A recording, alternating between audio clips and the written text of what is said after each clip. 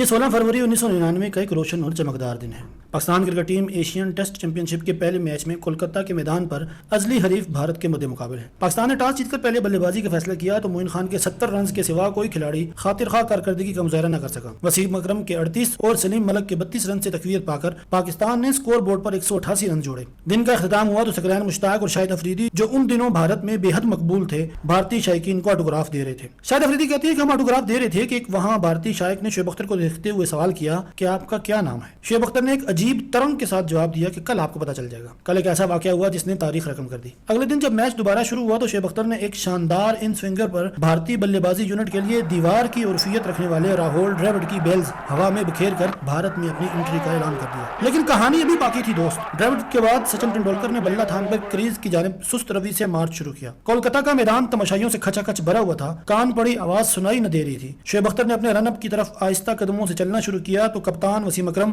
اپنے نوجوان گیندباز کو مشورہ دینے کے لیے آن پہنچے۔ شعیب کہتے ہیں کہ مجھے اس وقت وسیم اکرم کی بات کی بالکل سمجھ نہیں آ رہی تھی تماشائیوں کے شور کی وجہ سے۔ خیر میں اپنے رن اپ پر پہنچا۔ میں نے جب سچن کی طرف دیکھا تو وہ ابھی تک کریز پر سیٹ ہو رہے تھے۔ اس دن غیر معمولی طور پر سچن نے بلے بازی شروع کرنے سے پہلے اچھا خاصا وقت لے کر اپنے آپ کو سیٹ کیا اور بالآخر جب وہ بلے بازی کے لیے تیار ہوئے تو شعیب اختر نے گیند ہاتھ میں تھام کر ان کی طرف بھاگنا شروع کیا۔ ارد گرد کے مناظر دھندلے ہونے لگے۔ شعیب کہتے ہیں کہ میں نے امپائر کو کراس کیا۔ اس دن میرا ایکشن، میری رفتار اور میری جمپ تینوں بالکل درست تھی۔ میرا مقصد سچن کے پاؤں تلے سے گیند گزار کر وکٹوں کو اڑانا تھا۔ میں نے گیند ہاتھ سے پھینکی تو وہ ہوا میں گھومتی ہوئی بالکل ویسے ہی جیسے شعیب نے سوچا تھا سچن کے پاؤں تلے سے گزر کر وکٹوں کو ساتھ اڑا کے لے گئے۔ شعیب اختر اپنے گھٹنوں کے بل بیٹھ کر دونوں ہاتھ آسمان کی طرف بلند کر چکے تھے۔ 1,10,000 سے زائد شائقین کو سانپ سونگھ چکا تھا۔ میدان میں خاموشی چھا چکی تھی اور پورا بھارت ان کے نام کو پہچان چکا تھا۔ یہ بات یاد رکھنے کی ہے کہ سچن کے لیے یہ تاریخ میں پہلا موقع تھا جب انہوں نے ٹیسٹ کی کسی اننگز میں گولڈن ڈک یعنی پہلی گیند پر آؤٹ حاصل کیا۔ بعد پاکستان نے یہ میچ 46 رن سے جیت لیا۔ اپنی رفتار سے عرصہ دراز تک بلے بازوں کے لیے دہشت کی علامت بنے رہنے والے شعیب اختر کا کیریئر